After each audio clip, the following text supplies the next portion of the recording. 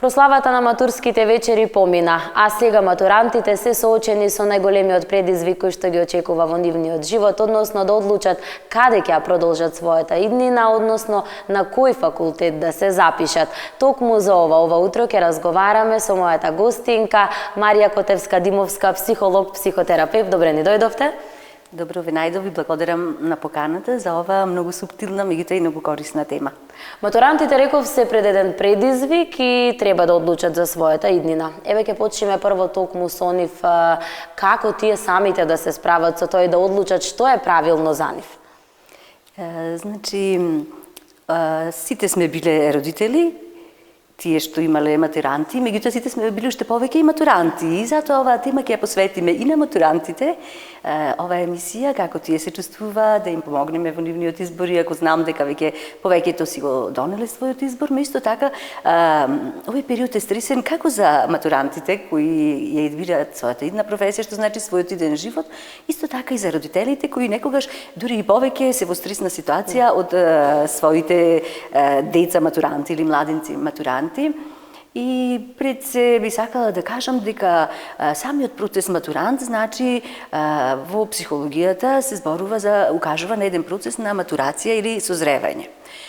Кога зборуваме за матурантите, јас би сакала тие малку подлабоко да навлеземе и да ја сватат специфичноста на оваа возраст, бидејќи сите се чудиме, некогаш некои повеќе, некои помалку, зашто толку големо внимание се придава на матурата и зашто сето тоа има и критики, меѓутоа има и позитивни видувања, меѓутоа секој родител сака своето дете кога ќе биде матурант да му посвети поголемо внимание, исто така и секој матурант се чувствува посебен. Значи, зборот е дека станува за еден многу суптилен период во развојот. Зошто е суптилен? Во психологијата, во психијатријата се истражуваат процесите на психосоцијалниот развиток. И повеќе автори постојат кои укажуваат на тие етапи во психосоцијалниот развој, од кои што еве како најпознати еден доста едноставен начин ги објаснува тие фази во развојот. Еден познат психолог и психоаналитичар бил тој, Ерик Ериксон, кој што зборува за психосоцијалниот развиток на личноста, како личноста се развива и баш посебно зборува за процесот на матурација или созревање во периодот на крајната адолесценција, кога се развива идентитетот. И сега тој говори дека нашите матуранти сега на оваа возраст, една специфична возраст или специфичен период кој што е поврзан со периодите како што се развивале во другите фази. Тој зборува за фазите, например, на почетната фаза, развојот на личноста се одвива низ базичната релација што има со својата мајка, кога сме, значи, деца до едната година, и тогаш се развива една способност базична доверба или базична недоверба. И таа низ криза на идентитетите понатаму, секоја возраст, тој зборува за 8 фази во развојот, си имат свои фази кога се развиваат одредени емоционални состојби кои што се понатаму значени за животот до зрелата возраст, но сега ние застануваме до матурантите. И сега понатаму иде втората фаза, која тука се вклучени и мајката и таткото, многу се важни, и тука се развиваат способностите за или емоционалната состојба на личноста, да може таа да биде сигурна, да не се биде многу стремежлива. И сега доколку погрешиме во развој, тука можеме да дојдеме да го закочиме детето или во стремежливост, или пак да продолжи понатаму низ својата сигурност. Понатаму иде периодот на школската возраст од 6 години натаму, тука ги развиваат своите компетенции, исто така иницијативноста се развива, дали ќе биде иницијативно или ќе застране во развојот, тука исто така многу влијаат и родителите и наставниците. И сега одиме на адолесцентниот период од 12 до 19 години, почнува веќе периодот на адолесценција, а матурантите ни се веќе во крајниот период на адолесценција. Што е типично за овој период? Периодот е кога се развива идентитетот. И многу е значаен тој период. Значи, идентитетот значи дека кој сум јас? Што очекувам од себе, што околината очекува од мене. Тие се суштествените прашања кои што сега веќе кон 18-та година, кога веќе матурираат, си ги поставуваат нашите идни студенти, односно нашите матуранти, односно селф-концептот или сликата за себе. И таа е сега, сакам да кажам се зашто го кажавме во претходното, тесно поврзано со претходниот процес, и затоа ги спомнувам и родителите. Ние родителите, колку што во желбата да ги заштитиме или да им помогнеме на своите деца во процесот на социализација сме сакали да ги насочуваме да станат зрели личности, можеби некогаш да застраниме во развојот и да во една од овие фази, значи да сме погрешиле, и тогаш Сега матурацијата, овој процесот на созревање ни е една шанса да се коригираме. Зошто? Затоа што во овој процес еден бурен период има многу енергија има во младите од 12-та до 13-та година. Па натаму прво оди пубертетскиот период кога се развива телесната и половата свесност и развој, меѓутоа уште повеќе сега емоционалната зрелост, социјалната зрелост, личната зрелост, идентитетот, како што реков, кој сум јас? Што очекувам од себе? Кои се моите граници? И тука веќе се развива една бурна енергија која може да ги се овладе претходните слабости. Заради тоа го потенцирам и го кажав ова претходното. Ова е период кога младите можат на оваа возраст да станат со еден зрел идентитет за тоа, со сликата за себе, или да застанат во еден идентитет дека не е адекватен на она што се, значи да има негативна слика за себе. Кога повеќето имаат позитивна слика за себе, зборуваме за популација која што е релативно здраво се развивала, тогаш веќе детето во овој период и има една зрела представа што сака понатаму да учи. Меѓутоа, а има и тие што нема толку зрела представа, што и за нив ќе помогнеме. Меѓутоа сега да кажеме, било да се имат зрела представа за себе, било да нема зрела представа за себе, кој е тој што одлучува за нивната иднина? Тоа е основното прашање. И сега родителите се прашуваат како да делуваат во изборот на професијата, бидејќи сега изборот на професијата е всушност повеќе од половина од својот живот, во секој ден понатаму ќе го врват во својата професија и таа мора да е одбрана со љубов. И затоа се вака низ цела литература што ја пратам, низ искуството што го стекнав со моите клиенти, низ работата со студентите каде што работам, бидејќи тие веќе го избрале факултетот, сум се соочила со луѓе кои што, односно со млади студенти, со бруцоши, па и понатаму во повисокото образование, кои што го погодиле факултетот, бидејќи одели од своето срце, од она интуицијата, што имаат за која професија ја сакаат. Меѓутоа сум сретнала и такви кои што ја погрешиле својата професија. И сега прашањето е за овие што ја погрешиле својата професија, што е причината зашто ја погрешиле? Истражувањата покажуваат, сега ова посебно се однесува за родителите, дека во овој период 80%, значи во нашите простори ова истражување, 80% од видните студенти рекле, или студентите, или матурантите, дека сами ја бираат својата професија, значи сами, меѓутоа многу им е значајна поддршката и подпората од родителите. Значи поддршката и подпората, тука се насочувам јас. Потребна е таа. Значи се уште тоа е една стресна ситуација, тоа е една неизвестност што ќе биде понатаму. Има ли родители што уште ги насочуваат децата, го наметнуваат своето мислење за тоа што да изучува, тој бил адвокат, мора и детето да оди на правен факултет? За жал има. Меѓутоа се малку тука да застанеме. За среќа па има родители, за среќа да речам, сите родители се грижат за тоа и се интересираат каде понатаму своето дете. Сега, можеме да ги поделиме во три категории, вака и науката така ги поделува. Родители кои што се презаштитнички и родители кои што сакаат постојано зборуваат и му ја зголемуваат тензијата на детето, дури сакаат избори да направат за нив. Има па друга крајност, тотално незаинтересирани родители. Родители кои што сметаат дека не дека не се интересираат, туку сакаат одговорноста самото дете да се ја одбери, тоа се две крајности. И има една, да речем, најголемиот број од родителите, една средна вредност, и тоа е најповолно, кои што разговараат своето дете, се интересираат, го прашуваат која е твојата визија, например, за понатаму што би сакал да работиш, го поттикнуваат. И она што најмногу можеме да им го дадеме на нашите деца е нашето искуство. Значи, сето друго тие веќе во овој бурен период на многу силна енергија, веќе се информирани, интелектуалните капацитети од прилика си ги знаат, доколку се доволно созреани во својот идентитет, доколку не сепак изборуваме за професионалната ориентација, каде што ние психолозите многу можеме да помогнеме.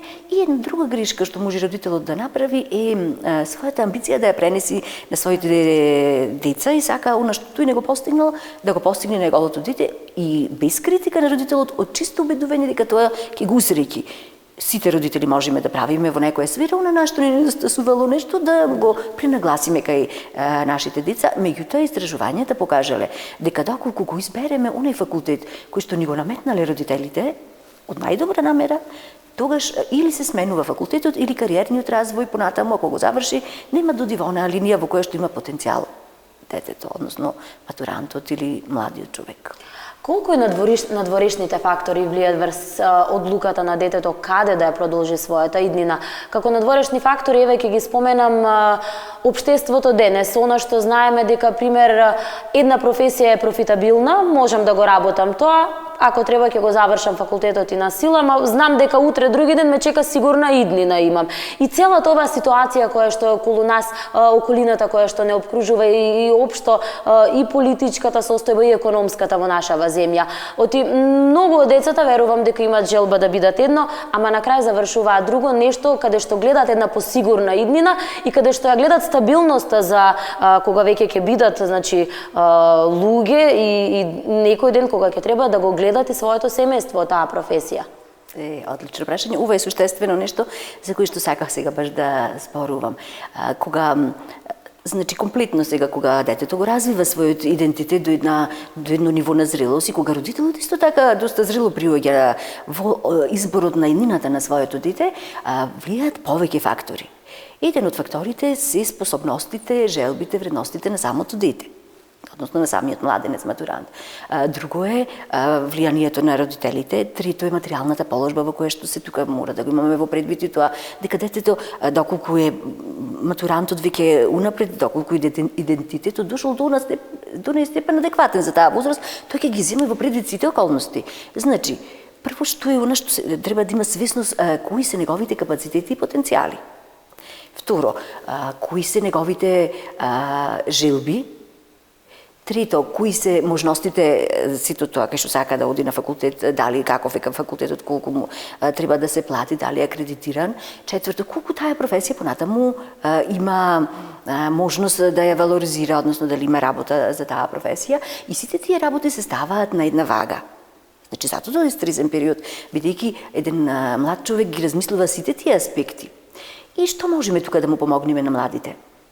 Доколку бира некоја професија која премногу ја сака, меѓутоа за која гледа дека нема некоја моментално, нема да речеме финансиска валоризација или можност за завработување. Тука има два избори.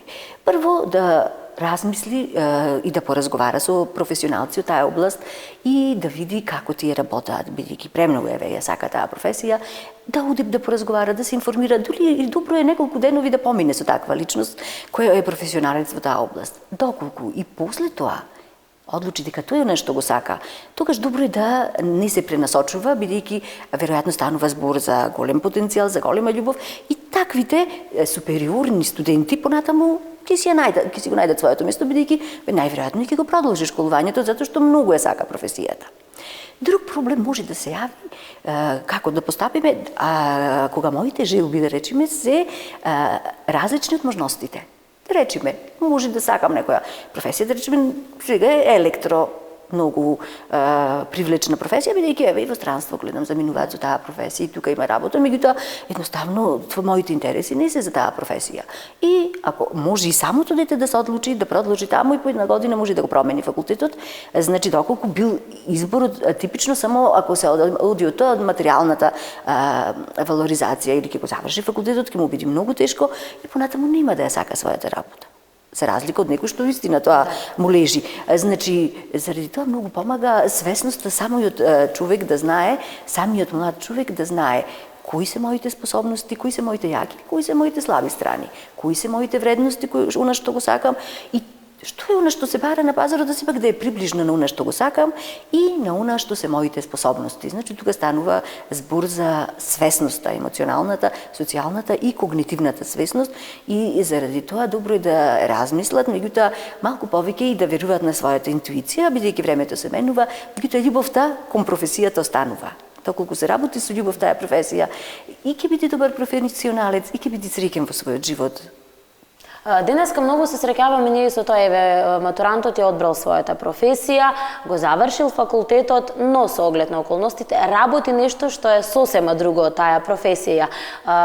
Што се случува со нив, со човек, со психата на тој човек кога еве си успеал нешто, си го направил тоа што го сакаш, си го завршил факултетот, но нема работа со тој факултет или од други околности нема да најде такво работно место, па мора да работи тоа што има. Значи, Како што реков, како овде не завршува развојот со матурацијата, да речеме со матурата или со 18-19 години, понатаму иде еден позрел период, период кога треба веќе да се заработува и период кога треба да се после следи периодот на стварање на сериозна интимна релација, значи да се има способност за љубов, за семејство, за деца и понатаму оди процесот. Седмата фаза е фазата кога се оди кон професионален развој, професионални достигнувања и осмата фаза е фазата која завршува со мудрост, односно со зрелост после 65-та година. Сега зборуваме веднаш периодот после завршувањето на факултетот кој се одбрал со љубов. Ако е личноста доволно зрела, ако е стабилна, таа ќе може да се соочи со предизвиците на секојдневието, на општеството и таа ќе може зрело и паметно и мудро да се носи со сето тоа, знаејќи дека кога и да еден ден нејзината професија, она што ја сака, ќе го најде своето место. Значи може да продолжи да се дообразува, може да оди или па да најде некоја сродна професија слична на таа. Тука веќе има сега многу можности преку курсеви, преку саморазвој во нашата земја да почне да развива способности, својата професија да ја вметне во професијата во која што му е на располагање. Еве, јас, например, ќе го кажам мојот личен пример. Јас сум по професија психолог и психотерапевт и премногу ја сакам оваа професија и сум многу посветена на неа, бидејќи ми е многу интересна, убава, со љубов си ја работам. Меѓутоа, еве, кога магистрирав и докторирав, се отвори бидејќи завршив интердисциплинарниот пристап, психологијата и менеджментот и сега предавам, да речеме, на економскиот факултет, менеджмент на човечки ресурси. Предавам во Славјанскиот универзитет и тука многу допирни точки има со психологијата, со развојот на вештините, исто со психотерапијата, со развојот на вештините. И јас, например, еве лично сега, јас се најдов во таква ситуација, едно да завршам, друго да обучувам, бидејќи видов за тоа има повеќе работа. Меѓутоа, тие сега се интердисциплинарно, секоја професија, и тука си го најдов местото. На Бизнес академија Смидовски, на постдипломските студии предавам лидерство. Лидерството исто така, основата е психологија и психотерапија, развиваме лидерски вештини. Сега, еве, пример, си кажувам и за себе малку да бидам поотворена кон гледачите, да сватат дека никогаш не е така идеално дека ти секогаш ќе го работиш она што го сакаш. Меѓутоа, доколку со голема љубов си ја работиш својата професија и си ја завршил, а нема работа, ти ќе најдеш сродна професија каде што она знаење ќе го прошириш со ова новото и ќе го вметнеш она што е твојата љубов професијата. Тоа им советувам на матурантите кога ќе се запишуваат или па оние кои што завршиле не ја нашле адекватната работа. Значи, една зрела личност ќе биде трпелива, ќе биде упорна, ќе биде истрајна и таа ќе го најде своето место во општеството. Посебно зборувам за оние што со голема љубов ја избрале својата професија. Таа секогаш може да биде сродна со некоја друга која е побарувана и тука да се најде местото на професијата. Како да ги поттикнеме оние кои што рековме залутале малку со професиите да се вратат на правиот пат, да не ја изгубат љубовта кон професијата која што имаат и можноста да напредуваат во својата кариера. Многу луѓе има кои што, да кажам, пример, доаѓа на работа само колку да му помине денот. Луѓе кои што механички ја работат, а не работат со љубов. Како да ја кај нив да ја разбудиме таа љубов? И тука е важна са генезата да ја побараме што е причината за тоа.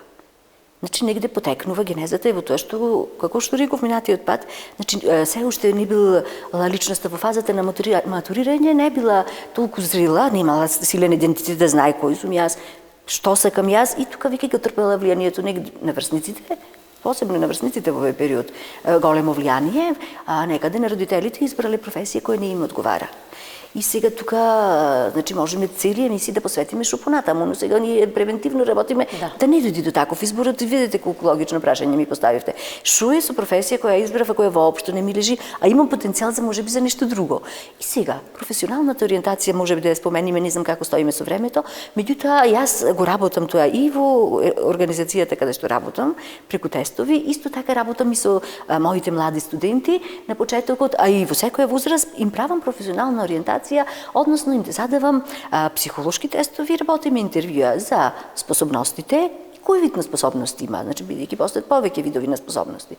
Понатаму за самата интелигенција, нивото на развиеност, за структурата на личноста, дали екстроверт, интроверт, за интересите, за вредностите. И вез база на сите тие податоци веднаш се добива една представа кои се оние професии кои најмногу одговараат на мојот профил или на профилот на моите студенти. Меѓутоа тоа е многу подобро да се прави порано, мислам дека и се прави во Македонија, дали го прават прво во основните и средните училишта, бидејќи има психолози исто така во Центарот за вработување, мислам, исто така има психолози солидни кои што може да понудат ваква услуга и затоа им нудиме, што ме прашате, да им понудиме на младите една можност, дека тие можат да го доспознаат сите свој потенцијал преку адекватен пристап и тоа во адекватни институции каде што ќе видат кои се нивните потенцијали и зашто сум јас најспособен. И ќе одберам таа професија и не се нуди само една професија, туку тоа се како еден кластер на повеќе професии и бидејќи тие способности се поврзани. Постојат според Гарднер 8 видови на способности и таа способност што е таа да ја прими. Јас во контекст на ќе кажам, например, имам искуство, сум работела, има, например, посебен, да речеме, музички талент една личност. Пренагласен, меѓутоа родителите кои го насочиле на друго место, сметајќи дека со музиката не може толку да се живее и понатаму цел живот, значи, копне по тоа, меѓутоа во позрели години си се запиша, си заврши баш музичка академија и си продолжи пак со работата. Не можеш да побегнеш од талентот. Значи, ние имаме еден потенцијал и тој потенцијал не прави среќни нас, меѓутоа не прави и корисни кон општеството, ние им му должиме на нашето општество и на нашата средина да го даеме најдоброто од себе. А за да го дадеме најдоброто од себе, ние потребно да се обучуваме во онаа професија за која што природата не надарила. Станеме свесни кои сме ние, што е она што го сакам, а тоа што го сакам многу често се совпаѓа со она што е мојот талент.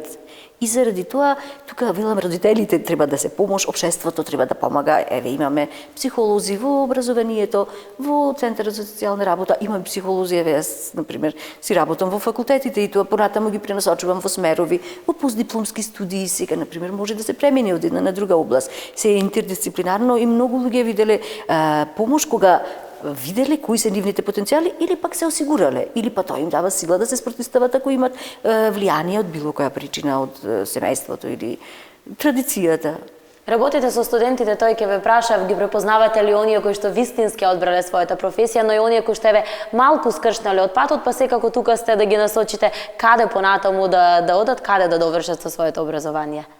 Ви благодарам за прашање, бидејќи баш пред известно време размислував за ова и не знам ни дали ќе го кажев, колку се разликуваат студентите кои што со љубов го работаат нештото. Кои ќе предавам јас, толку тие уживаат во моите предавања, толку јас уживам со нив, еве баш сега наскоро имам испит колоквиум и колку одма ги знам тие со љубов што си работат, си запишуваат, си слушаат. И има една категорија, стварно не се за овде. Нема е интересно. Јас го кажам максимумот од себе го давам, меѓутоа јас и ги разбирам. Не им е интересно затоа што не се за таа професија, са тие ќе завршат. Сигурно меѓутоа моите ингеренции се дека сум таму како професор на факултет и до толку можам, иначе кога би имала време би им се посветила и нив да си го најдат она место што вистина им одговара и да го завршиш факултетот. Ако не ти лежи, тоа е многу тешко, а ние професорите, јас многу се радувам со оние студенти кои го нашле своето место, бидејќи многу добро имаме фидбек комуникација, значи тие уживаат во моите предавања, јас уживам во нивните активност, развиваме способности, вештини, едниот факултет за менаџерски вештини на Славјанскиот универзитет, на Бизнес академијата лидерски вештини развиваме и тие уживаат во предавањата, меѓутоа и јас вистина многу уживам да ги пренесувам своите знаења, но факт е дека тие што стварно не се јас грешиле професијата, веднаш тоа се чувствува и тоа е потешко за самите нив. Отворени ли се еве кон вас за соработка, сакаат да соработуваат? Може би и покрај тоа што еве не им лежи тоа, се трудат да го завршат тоа што почнале, бараат ли совет за тоа како да се направи? Да, тоа многу често ми се случува и дури многу сум радосна, неколку сум имала сега такви студенти, бидејќи не сакам многу да се фалам, но вистина нема многу. Значи, е фалење дека неколку студенти кои ми рекле, леле професорке, да не бевте вие, немаше да продолжам. Значи, бидејќи јас од психологијата, значи сакам да ми кажам на студентите и да завршат еден факултет.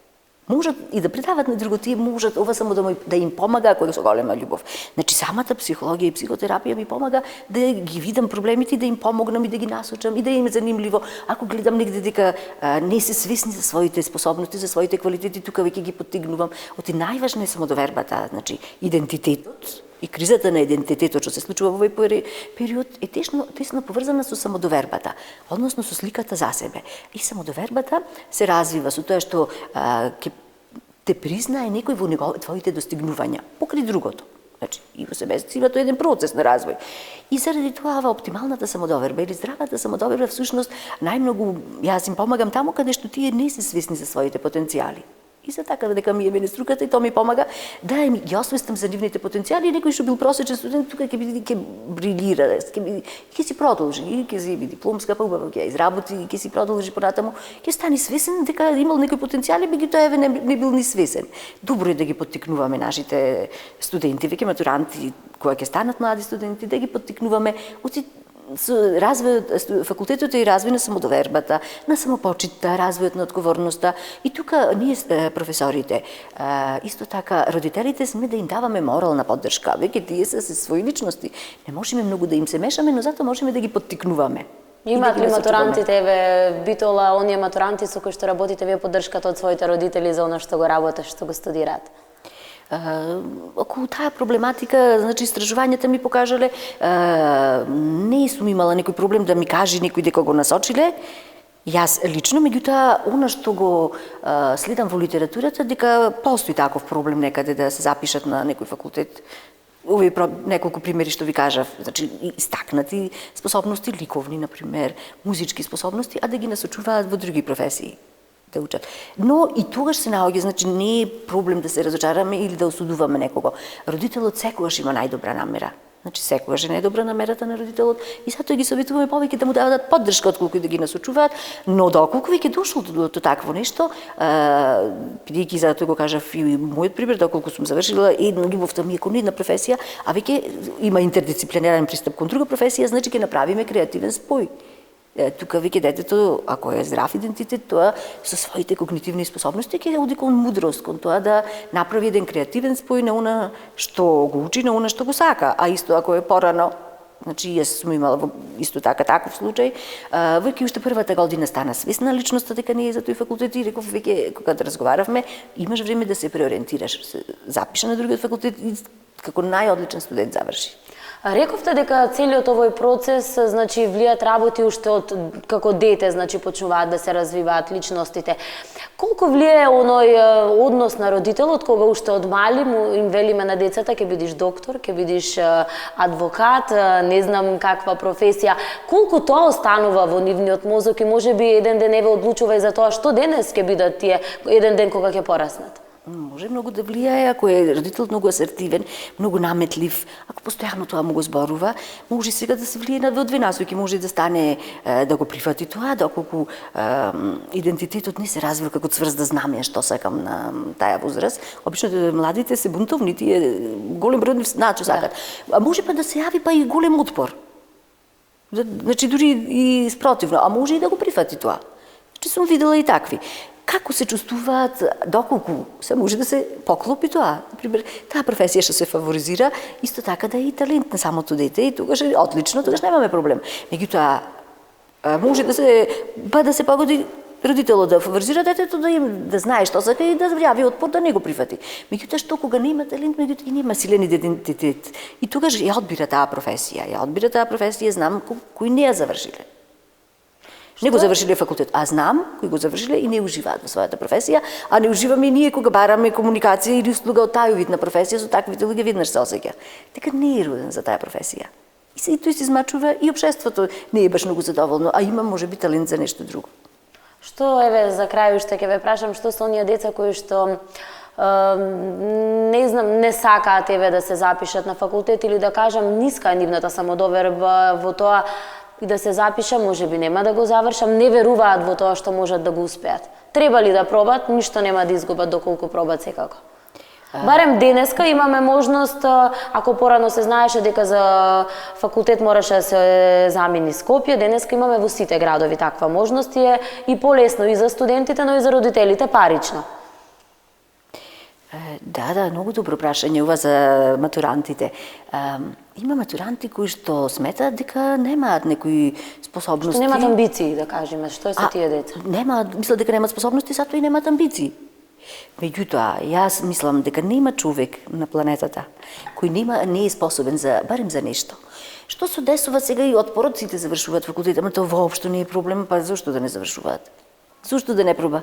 Значи, советувам дека нема човек кој што нема способност за одредена професија и дека апсолутно не е проблем секој да си заврши некои со повеќе труд, некои со помалку труд, меѓутоа тоа воопшто не е тешко, ти понатаму пак си се разделуваат луѓето по своите квалитети и квалификации, оние што се најсолидни, тие ќе си го најдат својот пат, но сигурно има место секогаш и за просечните и зама помалку просечните со голема амбиција може да се надокнади истото тоа, значи моето видување е, јас велам дека цел живот треба да учиме. Значи и да им кажам и на матурантите дека сега кога ќе се запишите и ќе завршите факултет, тоа е само една етапа, целиот живот и секој ден е учење. Бидејќи се развива и професијата постојано оди напред. Ако не ја сакам мојата професија, јас нема да сакам повеќе да учам и ќе пропаднеш со која сакаш да си професија. Во секоја област, медицина, психологија, електроинженерство, општествени науки, се развива. Значи и за тие и за сите други велам цел живот е учење и доколку професијата е одбрана она што сум јас, значи затоа што Сократ рекол спознај се себе си. Во фазата на касна адолесценција се спознавам себе си, значи тие знаат што сакаат, интуицијата и разумот им говори. И треба да знаат да го одберат тоа што го сакаат, бидејќи цел живот понатаму треба да се надоградуваат, а каква задоволство е да го читаш да го работиш она што те интересира. И ги советувам, значи ги охрабрувам сите да продолжат, меѓутоа онаму каде што е нивната желба. Има различни начини, професионална ориентација, разговор со пријатели, овие емисии вие што ги правите, вистина се за поздравување, да ги насочиме младите, психолози, центарот за вработување, секаде може да ги најдат своите таленти. Нема човек, секој суштество е уникатно и универзумот на секој му дал некој квалитет, да го открие својот квалитет и да го развива понатаму. За крај еден совет до сите матуранти, сите оние пред кои што стои овој предизвик од вас. Како полесно да се справат со тоа? Кој е вашиот совет, вашата тајна? Како полесно се справат со? Да, со овој предизвик за кој што зборуваме матурантите, стресот, предизвикот кој што е пред нив. Така, да. Видете, сега ова е вистина стресна ситуација за вас, бидејќи е неизвестност, е нешто ново и да знаете и вие, и да знаат вашите родители дека е природно и јас ви кажувам, тоа е стресен период. Тоа е период на неизвестност и природно е тоа да го прифатите. Меѓутоа, оптимистичката варијанта или оптимистичкиот аспект на личноста е добро да го развивате и да гледате дека се што е проблем или непознато или неизвестност, исто така може да е можност и извор на една авантура, на едни нови работи. Вие прифаќате едни нови улоги во кои што треба да уживате и сакам да ви кажам, уживајте во животот, уживајте во неизвестноста. Неизвестноста не мора да е опасност, и неизвестноста може да е и пријатно изненадување. И мојот совет за вас е да сватите дека сите ние сме поминале и сите понатаму на светот луѓе поминале низ овој период и станале посрекни, позадоволни, поуспешни и позрели. И заради тоа уживајте во овој период, бидејќи тој нема да се врати и не се оптеретувате со непотребни стравови. Природен е стресот, но стресот може да биде благ, позитивен, мотивирачки стрес, како одите во едно непознато, во една авантура во која што ве чека нешто многу убаво и среќно. Среќа. Јас ви благодарам многу, задоволство е да ви имаме во нашата утринска програма и општо како наш гостин и секогаш со советите се надевам дека позитивно влијаеме на сите оние кои што не гледаат. Ви благодарам и вас, вистина задоволство ми е секогаш со вас да соработувам, бидејќи ги поставувате најсуштествените прашања и во секое време со вас би сам. Имаме уште многу прашања, но еве ќе ги одговориме во некоја наредна прилика, затоа што овде сте и секогаш, како што реков, е задоволство да ви имаме токму како наш гостин. Ви благодарам.